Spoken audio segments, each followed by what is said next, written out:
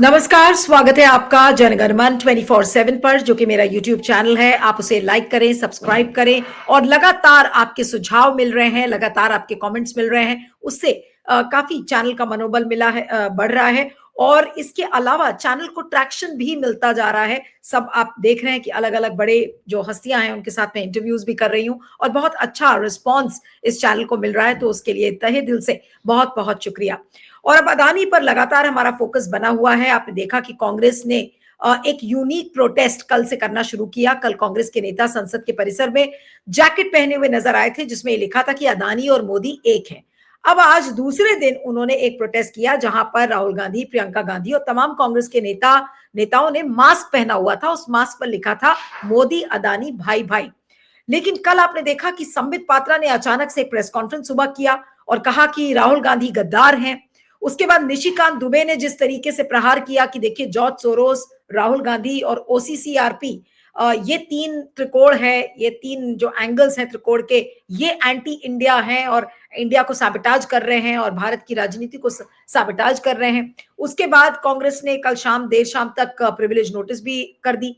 लेकिन ये सारा डेवलपमेंट होते होते आज सुबह की खबर देखिए कि ये बताया जा रहा है कि कल एंटी सैबोटाज चेक जो पार्लियामेंट का हुआ था, उसके दौरान सीट नंबर 222 के नीचे, राज्यसभा के अंदर जो 222 सीट है, जो अभिषेक मनु सिंघवी को अलॉट हुई है, उस सीट के नीचे कुछ बंडल मिले हैं नोटों के। अब बीजेपी ये कह रही कि अरे, नोटों का बंडल वहां कैसे पहुंच गया। बीजेपी ये बताने की कोशिश कर रही कि ऐसा लग रहा है कि अभिषेक मनु सिंघवी ने वहां पे बंडल रखवाए। आखिर वो क्यों बंडल रखवाएंगे? और अब इसको लेकर बीजेपी प्रोटेस्ट कर रही है कि ये संसद की गरिमा के खिलाफ है। तो अगर बीजेपी को अब इस पर प्रोटेस्ट करना पड़ रहा है, जेपी नड्डा ने यह कहा कि इस पर जांच होनी चाहिए। हालांकि मल्लिकार्जुन खड़गे ने यह भी कहा कि भाई आप जांच करवाइए, जांच से तो कोई नहीं रोक रहा है। लेकिन बेवजह जब आपके पास सबूत नहीं मिले हैं तो किसी व्यक्ति का नाम लेकर बोलना ये गलत बात है। और जांच के लिए तो किसी ने मना नहीं किया, खुद अभिषेक मनु सिंघवी ने नहीं मना किया। अभी थोड़ी देर पहले मैंने सिंघवी साहब से बात की, उन्होंने क्या एग्जैक्टली उन्होंने बोला है ये भी मुझे भेजा है उन्होंने, और मैं उसको चाहूंगी कि मैं उसको प्ले आउट करके दिखाऊं।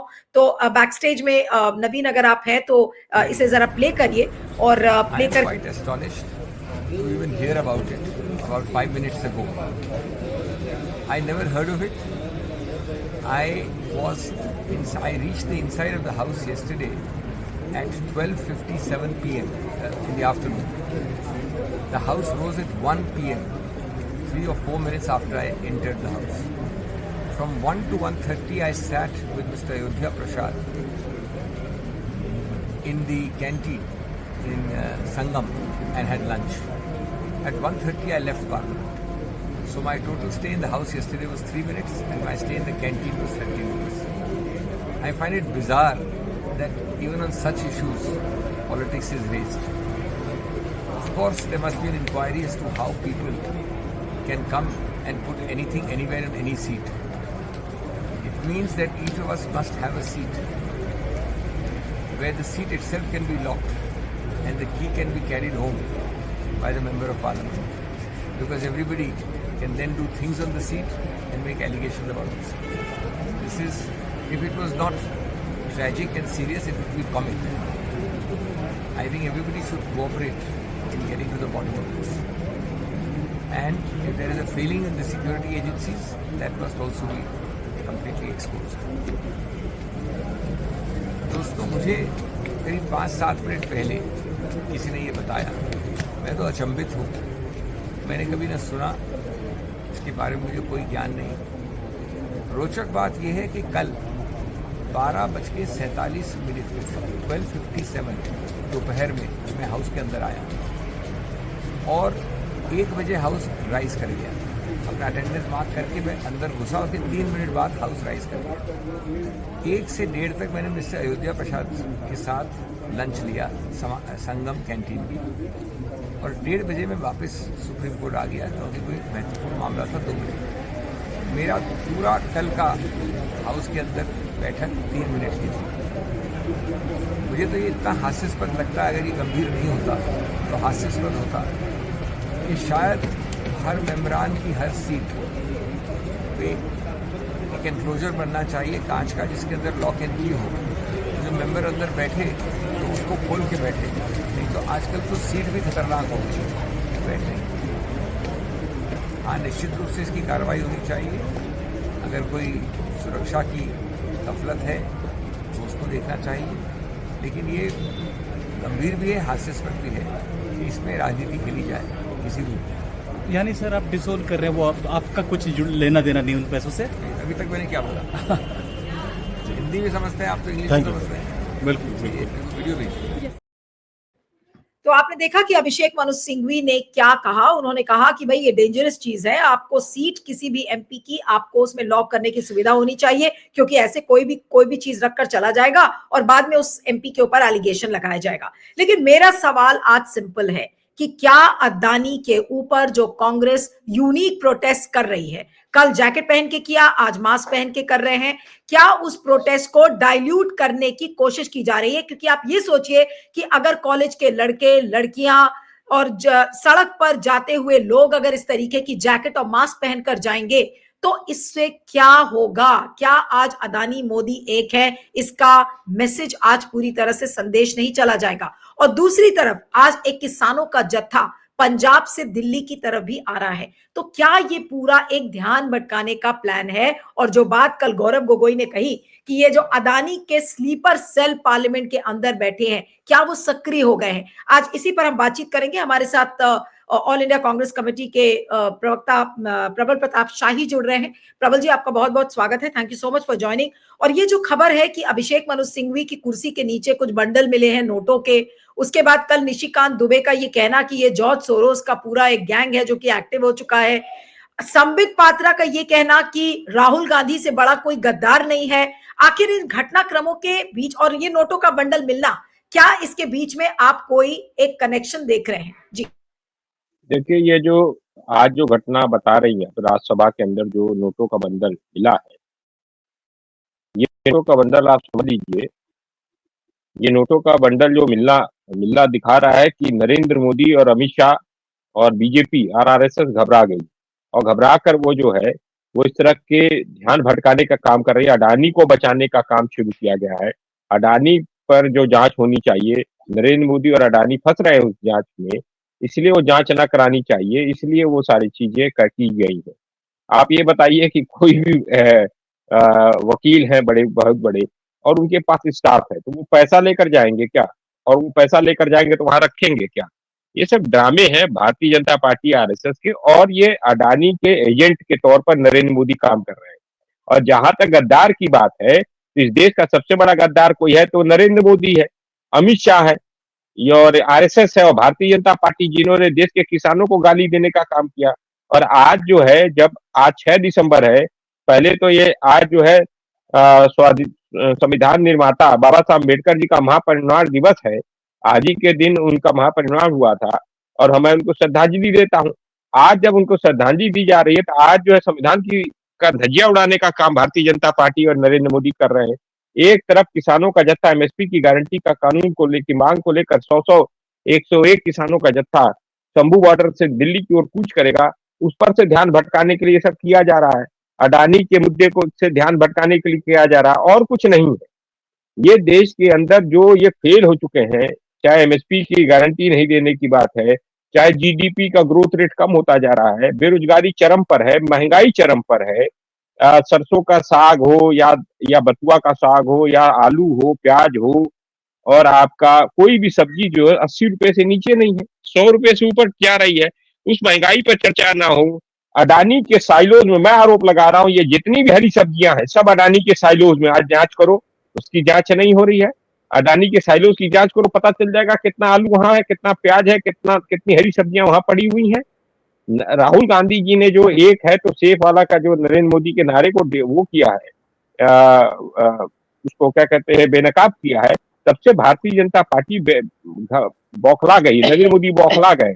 कल जिस तरीके से प्रोटेस्ट हो रहा था, राहुल गांधी जी ने जैसे अडानी और मोदी के ऊपर जो उस तरह का टी शर्ट पहनकर घूम रहे थे लोग, और उन्होंने मार्च किया, मानव श्रृंखला बनाई, वैसे ही आज भी किया उन लोगों ने। इससे घबरा कर ये सब चीजें किए जा रहे, ड्रामा किया जा रहा है, और ध्यान भटकाने के अलावा कुछ भी नहीं है। और इस देश के अंदर एक उद्योगपति को बचाने के लिए, इसी के लिए नरेंद्र मोदी सारे प्रपंच रच रहा है। कुछ भी करने को तैयार है। इसीलिए मैं नरेंद्र मोदी को हमेशा जैकब जुम्मा ऑफ इंडिया कहता हूँ। जैसे जैकब जुम्मा दक्षिण अफ्रीका का राष्ट्रपति था, उसने गुप्ता बंधुओं से पूरा दक्षिण अफ्रीका लुटवाया, उनको बचाने का काम है तो बचा नहीं पाया, देश के अंदर माहौल विद्रोह हो गया और जैकब जुम्मा के साथी गुप्ता बंधुओं को देश छोड़कर भागना पड़ा और जैकब जुम्मा जेल में है। वही स्थिति भारत के अंदर, देश के अंदर नरेंद्र मोदी की होने वाली है, ये मैं आपको बता दे रहा हूँ। हाँ, नहीं शाही साहब, सवाल ये है कि कांग्रेस ने अब तो प्रिविलेज नोटिस भी एक दे दिया है। अब वो प्रिविलेज नोटिस एक्सेप्ट होगी, ओम बिरला क्या करेंगे, लेकिन सवाल ये उठता है कि क्या कांग्रेस, जिस तरीके से कल कांग्रेस ने जैकेट्स पहनकर विरोध किया और उस पर जैकेट्स पे लिखा हुआ था कि मोदी अदानी एक है, आज कांग्रेस के जो नेता हैं आज वो मास्क पहने हुए थे जिसमें लिखा था मोदी अदानी भाई भाई। अब आप ये सोचिए कि क्या कांग्रेस इस चीज को लेकर एक बड़ी तैयारी में है कि इस तरीके के जो मर्चेंडाइज होते हैं, टी शर्ट्स है, कैप्स है, जैकेट्स है, जैकेट और मास्क तो हमने देख लिया, अब जैकेट हो सकता है मोजों पर, सॉक्स पर लिखा हुआ आ जाए, तो क्या इस तरीके के मर्चेंडाइज को कांग्रेस लॉन्च करेगी? और अगर ये होगा तो ये तो फिर अपने आप में एक बहुत बड़ा डेवलपमेंट हो जाएगा। और कहां तक रोक पाएंगे उसकी सप्लाई? क्या सप्लाई काट देंगे मोदी जी? क्या कर सकते हैं? अरे आप ये समझ लीजिए, जब इंडिया अलायंस नाम आया था तो नरेंद्र मोदी भारत लिखने लगे थे। तब आप सोचिए कि इंडिया शब्द से भी इनको नफरत है, इंडिया दैट इज भारत, इनको यही नहीं पता है। तो नरेंद्र मोदी कुछ भी करते, हो सकता है नरेंद्र मोदी मोजा पहनना बंद कर दे, नरेंद्र मोदी मास्क पहनना बंद कर दे, नरेंद्र मोदी टी शर्ट पहनना बंद कर दे, नरेंद्र मोदी कल शर्ट पहनना बंद कर दे, कोई टोपी लगा तो टोपी लगाना बंद कर दे। तो ये घबराहट है। एक्चुअली क्या है कि यूनिक आइडियाज आएंगे विरोध के। जब आप लोकतंत्र में हैं तो विरोध के यूनिक आइडियाज आएंगे और आपको जनता को जागरूक करना ही पड़ेगा।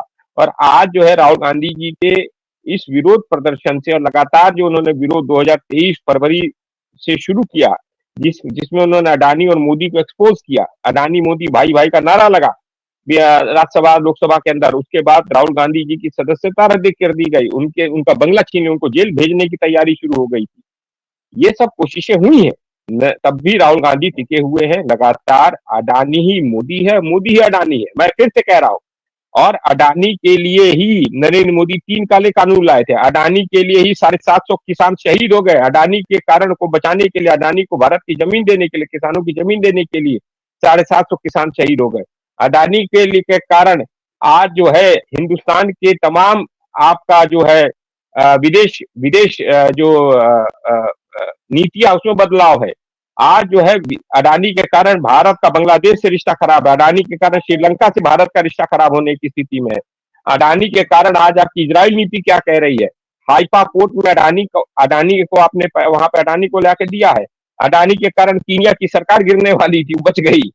कीनिया में इनका वो कॉन्ट्रैक्ट रद्द किया और नरेंद्र मोदी इन लोगों को हवाई जहाज में 8,500 करोड़ रुपए का हवाई जहाज में बैठाकर अडानी को पूरे विश्व का चक्कर लगाकर उसको जो है व्यापार दिलाने का काम कर रहे हैं और कुछ नहीं कर रहे हैं। उनकी पूरी विदेश नीति यही है, अडानी को व्यापार दिलाना। और भारत के अंदर अडानी के ऊपर जो चर्चा होगी, उस चर्चा से अडानी को बचाना, सेबी के बुच को बचाना, बुच ना आए और बुच जो है उसके ऊपर क्लीन चिट दे दें। अडानी वाले हिंडनबर्ग के रिपोर्ट में किस तरीके से मैनिपुलेट करके गौतम अडानी के भाई विनोद अडानी पैसा विदेशों से लाते हैं, मॉरिशस के रूट के वाया रूट करके भारत के अंदर पैसा लगाया जाता है, अडानी के शेयर्स खरीदे जाते हैं और फिर सीरियस तरीके से उसको खाया जाता है।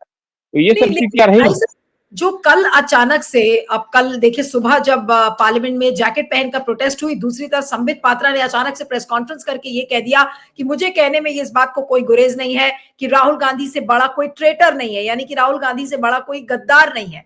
अब अचानक मैं कह रहा हूं को क्यों करना पड़ा? जी, नरेंद्र मोदी से बड़ा गद्दार कोई नहीं है, आरएसएस से बड़ा गद्दार कोई नहीं, अडानी से बड़ा गद्दार कोई नहीं। मैं कह रहा हूं भारतीय जनता पार्टी और आरएसएस तो अंग्रेजों के दलाल रहे, ये मैं कह रहा हूं। गांधी जी के हत्यारे, इन्होंने भारत के बंटवारा कराने में सबसे बड़ी अहम भूमिका निभाई है। ये देश के 1942 का जो भारत छोड़ो आंदोलन था, अंग्रेजों भारत छोड़ो, उसमें ये अंग्रेजों के साथ खड़े थे, ये जिन्ना के साथी। ये बात आप क्या कर रहे हैं? ये गद्दार खुद हैं ये सब। ये दूसरों को, जिसने देश के किसानों को देशद्रोही कहने की कोशिश की, यही भारतीय जनता पार्टी नरेंद्र मोदी है ना। इस देश की आत्मा है किसान और गांव, उसको अपमानित करने का काम कौन कर रहा है? और यही किसान ही गांव से सेना के जवान जाते हैं, उन्हीं किसान परिवारों से जाते हैं। सेना का भी अपमान कर रहे हैं, सेना को कमजोर करने की कोशिश कर रहे हैं। चाइना के लिए इन्होंने सेना को ही कमजोर कर दिया। और आज जो है उत्तर पूर्व के अंदर तमाम राज्य हमारे हमारे परेशानी में है। वहां पे हमारी उनकी सुरक्षा बड़े खतरे में है। नरेंद्र मोदी के पास कुछ है क्या?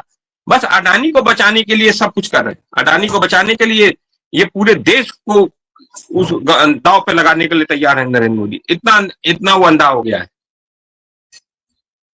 लेकिन अब ये मामला कहां पर जाकर रुकेगा? अदानी के इस प्रोटेस्ट पर क्या कांग्रेस और बड़े पैमाने पर प्रोटेस्ट करेगी? तो कांग्रेस और मुखर होगी और हम प्रदर्शन करेंगे, जनता के बीच में और तरीके से जाएंगे। और आज पूरे देश के अंदर चर्चा हो गई है कि अडानी को ही मोदी पालता है, अडानी को मोदी पालता है, मोदी को अडानी पालता है, अडानी ही मोदी, मोदी ही अडानी है। पूरे देश का एयरपोर्ट, पोर्ट, आपका हवाई जहाज, आपका खेत खलिहान सब तो देने जा रहे हैं अडानी को। कोयला, बिजली सब तो दे दिया है। अब कुछ बचा है क्या देश के अंदर? रियल इस्टेट, मुंबई का रियल इस्टेट, पूरे महाराष्ट्र में पैसा अडानी का 3500 करोड़ रुपए से ज्यादा ब्लैक मनी लगा है। तब वो जाके वहां पे महाराष्ट्र में सरकार ब्लैक मनी से बनी अडानी की। कहीं बचा है क्या? सब जगह अडानी का पैसा लगा हुआ है।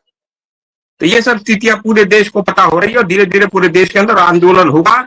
नरेंद्र मोदी को सत्ता छोड़नी पड़े, अडानी देश से भागेगा, इतना मैं बता दे रहा हूँ, या तो अडानी जेल जाएगा। नहीं, लेकिन शाही साहब एक चीज और भी है। अब बीजेपी के लोग प्रोटेस्ट कर रहे हैं, मनोज तिवारी वगैरह प्रोटेस्ट कर रहे हैं कि देखिए नोटों का बंडल राज्यसभा में मिल गया। उस पर क्या कहेंगे? ये कौन सा पाखंड, कौन सा आडंबर? ये नोटों का बंडल नरेंद्र मोदी ने रखवाया है, अमित शाह ने रखवाया है, और किसी ने नहीं रखवाया। लेकिन फिर बात वही हो जाएगी कि सबूत इसका क्या है?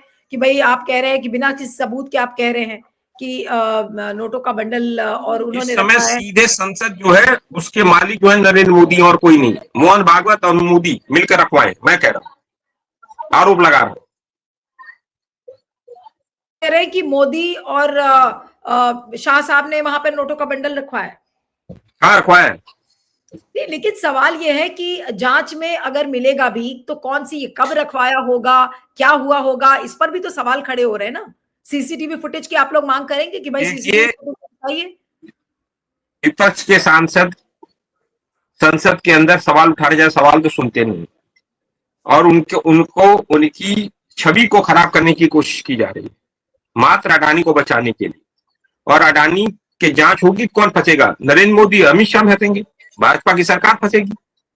तो उनको बचाने के लिए कौन कर रहा है? यही लोग करवा रहे हैं, और कौन करवाएगा?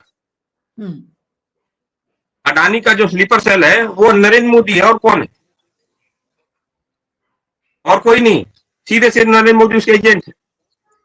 नहीं, लेकिन एजेंट के तौर पे काम कर रहे हैं। बीजेपी ने भी अगर अभिषेक मनु सिंघवी की कुर्सी के नीचे वो नोटों का बंडल रखवाया है तो बीजेपी को उससे क्या फायदा होगा? क्या आज गोदी मीडिया ध्यान भटकाना है उन्हें, ध्यान भटकाना, मुद्दे से ध्यान भटकाना, अडानी और मोदी के मुद्दे से, जांच से ध्यान भटकाकर कहीं और। किसान आज चल रहे एमएसपी गारंटी कानून की मांग को लेकर, उस पर से ध्यान भटकाना है।